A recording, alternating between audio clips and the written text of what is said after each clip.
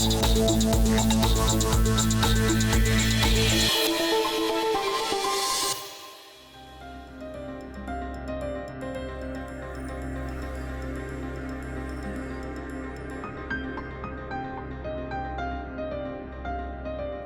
life skills, one I want to focus on is eye contact.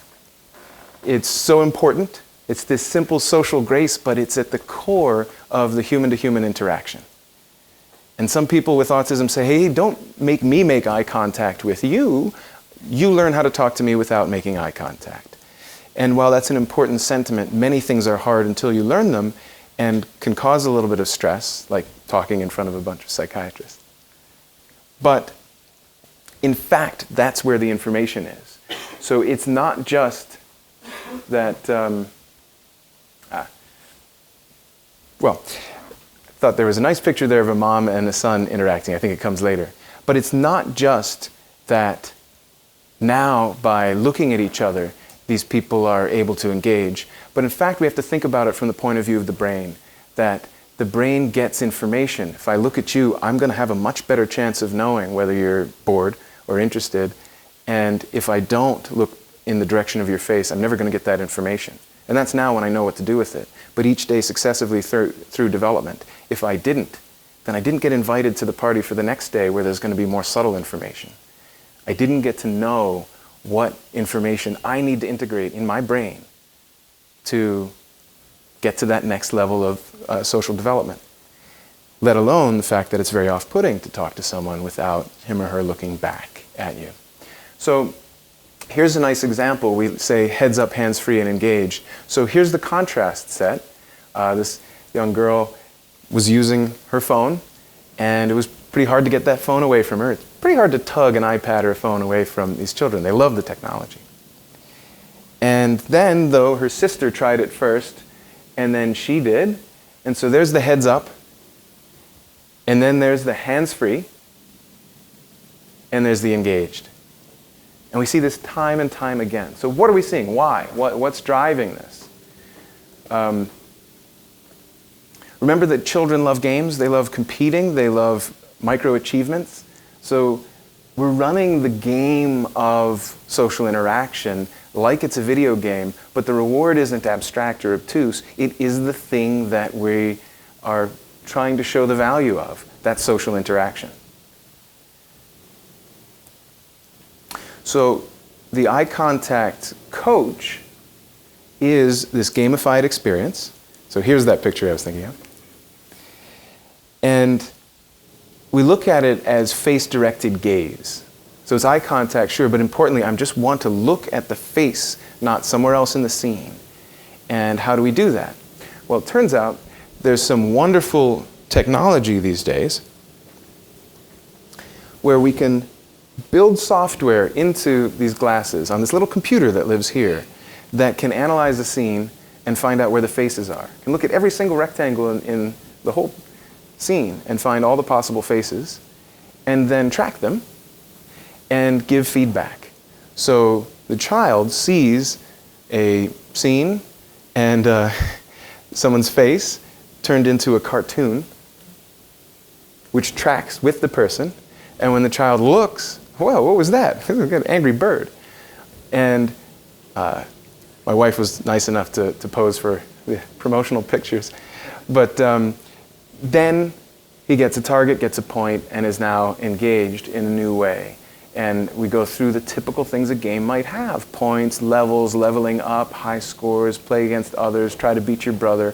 All the things that motivate you to do those games on Facebook, apparently, because they get enough requests, as Arsha does. But we are, again, rewarding with the actual stimulus and the actual behavior. So, great, big deal. What's that going to do? Play a few games and the kid's going to, I don't know, maybe he's going to get bored. How's it going to work? Well, we're in the midst of finding out because we're doing trials, and we have an open 700-person clinical trial. And PBS NewsHour, which is a TV station and show in America, called me up and said, we want to come and hear about this because we've heard about it and we want to see it. So I let the cameramen into the room during a live clinical trial session. I got authorization to do so, and so forth. And I think this little video clip tells it better than I could otherwise. So I'm going to play a video, and it starts out with the mom crying and then circles back to explain why. So watch it with me. When you look at me, it makes me think we haven't really before, because you're looking at me differently. So why was she crying?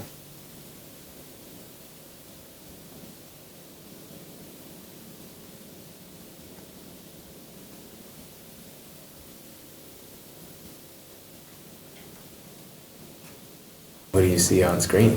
Mom. 8-year-old Matthew Krieger has been diagnosed with autism.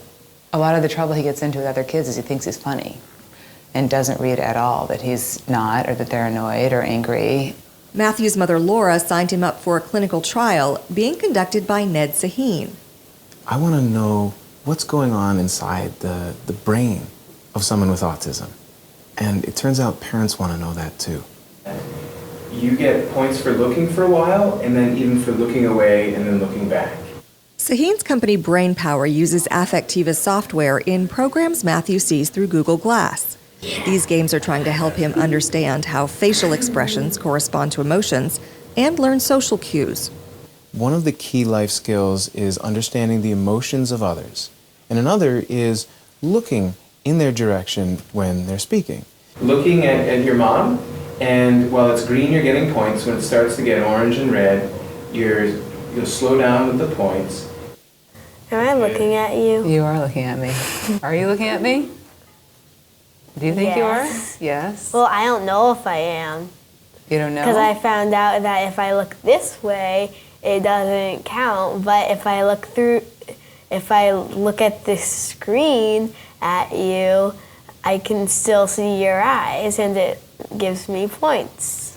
So, but if you tilt your head up and look under the screen, you feel like you are looking at me? No, What's I the feel difference? like I am both. Just a few minutes later, the difference in Matthew's gaze overwhelmed his mother. I'm gonna cry. Why? When you look at me, it makes me think we haven't really before, because you're looking at me differently. The brain learns very well by feedback. We don't know for sure yet, but we're going to find out if the kind of feedback we're giving can help people teach themselves these skills. After the testing, Laura Krieger reflected on what happened. It's such a difference. And I've heard him even tell the psychologist when she works on eye contact, he says, well, I have a trick. I look at your forehead. And that's probably what people see in passing, is that counts for them as eye contact, and it did for me. But this was really different. Like, this was looking at me. So it was an amazing moment. I was in the room, of course, facilitating. And you can hear so many things there. First of all, there's this mom who's wanted to connect with her own child for so long. And he's high functioning, but he had that trick, right? He wasn't quite getting it, and she wasn't quite getting it, but didn't know what she was missing. And yet felt there was something there that was needed. And he's able to articulate, but some of the children can't. But I can tell you they get how to use it. And that's one of the things that might, we're older in the room, we're looking, we remember using 8-tracks probably, and there's this fancy head computer. How's he going to learn how to do it? But these kids were born after the iPhone. They're native to this. And technology these days doesn't come with long user's guides because it's made to be used. So he gets it, but she got something out of it that wasn't technology, it wasn't something you can put on a graph, it was something human and deep and amazing.